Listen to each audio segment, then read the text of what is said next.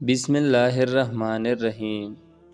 شروع اللہ کے نام سے جو بڑا مہربان نہایت رحم کرنے والا ہے۔ اللہ تعالیٰ نے اس دنیا میں ہر جاندار کا جوڑا بنایا ہے تاکہ وہ ایک دوسرے سے راحت حاصل کر سکیں۔ چنانچہ مفسرین نے نقل کیا ہے کہ ایک دفعہ ایک بستی میں رہنے والے بوڑھے شخص نے اپنے بڑھاپے میں ایک جوان لڑکی سے شادی کر لی۔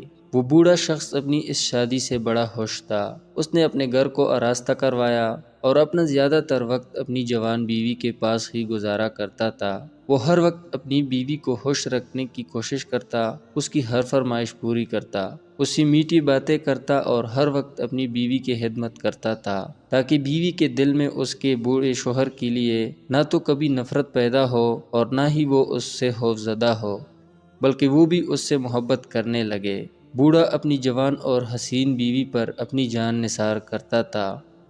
ایک رات کی بات ہے کہ بوڑھا اپنی بیوی سے بولا کہ تیری قسمت بہت ہی اچھی ہے کہ تو میرے جیسے ایک بوڑھی کے نکاح میں آئی ہے۔ بوڑھا بھی ایسا کہ جس نے یہ دنیا دیکھی ہوئی ہے، جو حلال و حرام میں فرق سے بھی واقف ہے اور اس زندگی کی حقیقت کو بھی جانتا ہے، جو اس زندگی کے گرم و سرد سے بھی گزرا ہے اور کسی سے محبت کی شرائط بھی پوری کرتا ہے، جو بڑا مہربان اور میٹھی زبان والا مرد ہے۔ جہاں تک ہو سکے گا میں تیری ہر بات پوری کروں گا، اور اگر پھر بھی تو میری بات نہ مانے گی اور مجھے ستائے گی، میں پھر بھی تجھ سے ہی محبت کروں گا اور تجھے کچھ نہ کہوں گا۔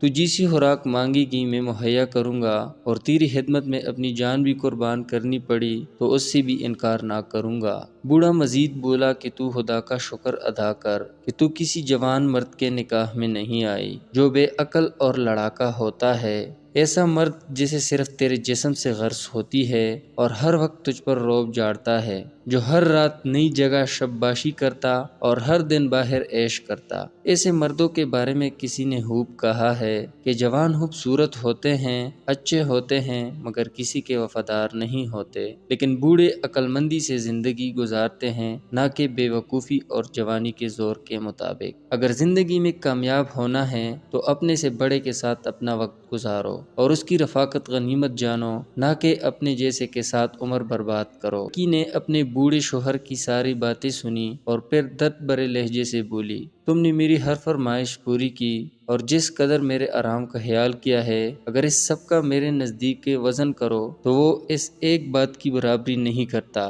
جو ایک دفعہ میں نے ایک دایا سے سنی تھی کہ جوان عورت کے پہلو میں اگر تیر آ لگے تو یہ اس سے بہتر ہے کہ اس کے پاس ایک بوڑھا آ بیٹھے۔ جب کوئی عورت اپنے مرد کے بوڑھے اور ڈھیلی جسم کو دیکھتی ہے، جیسے روزہ دار کا افطار سے پہلے وقت میں ہونٹ لڑکا ہوتا ہے، تو وہ بول اٹھتی ہے کہ میرا شوہر تو ایک مردہ ہے۔ کما کا کہنا ہے کہ جب کوئی عورت اپنے مرد کے پہلو سے نہ ہوش اٹھے تو یہ گھر میں فتنہ اور لڑائی کا باعث ہوتی ہے، اور کمزور بوڑھا جو کہ سہارے کے بغیر سیدھا چل نہیں سکتا، وہ اپنی جوان بیوی کے حقوق کیا حق پورے کر پائے گا۔ بس لڑکی کا یہ کہنا تھا کہ بوڑھا اپنی بیوی کے ان باتوں کو سمجھ گیا اور اس نے اپنی بیوی سے جدائی اختیار کر لی۔ کچھ عرصے بعد جب عدت پوری ہو گئی تو اس لڑکی نے ایک جوان بدمزاج اور غصیلے مرد سے نکاح کر لیا۔ وہ لڑکی اپنے جوان شوہر کا غصہ بھی برداشت کرتی، اس کا ظلم بھی سہتی اور ساتھ ہی ساتھ اللہ کا شکر بھی ادا کرتی کہ اے اللہ، تیرا شکر ہے کہ تو نے مجھے اس بوڑھے شوہر سے چھٹکارا دیا اور مجھے ایک جوان کی نکاح میں دیا۔ حضرت شیخ سعدی رحمۃ اللہ اپنی حکایات میں فرماتے ہیں کہ عورتوں کی زینت ان کا حسین چہرہ و لباس، رنگ و خوشبو اور زیورات ہیں، مردوں کی زینت ان کی طاقت اور مردانگی ہے۔ محبت کے تمام پہلوؤں کے باوجود جوان لڑکی کبھی بھی کسی عمر رسیدہ کو دل سے ہرگز نہ چاہے گی۔ ہزاروں وعدوں اور دولت کے لالچ دینے پر بھی جوان لڑکی کسی بوڑھی کو کبھی دل سے قبول نہیں کرے گی۔ جب عورت کی تسکین نہ ہو تو اس گھر میں فتنہ اور لڑائی پیدا ہو جاتی ہے۔ خوبصورت عورت کے منہ سے بدبو بھی آئے وہ اچھی لگتی ہے، بدصورت عورت اگر پھول بھی پیش کرے تو اتنا پسندیدہ نہیں ہوتا۔ جوان کے منہ سے پیاز کی بدبو حقیقت میں بوڑھی کے ہاتھ سے پھول سے بہتر ہے۔ عورت کسی بدمزاج مرد کو صبر سے برداشت کر لے گی، مگر بوڑھے مرد کو کسی قیمت پر بھی قبول نہ کرے گی، خواہ وہ ہر اچھی صفت کا مالک ہی کیوں نہ ہو۔ وہ لڑکی اپنے جوان شوہر کی بدمزاجی سہتی، لیکن اس کی مردانگی پر ناز بھی کرتی تھی اور اللہ کا شکر ادا کرتی۔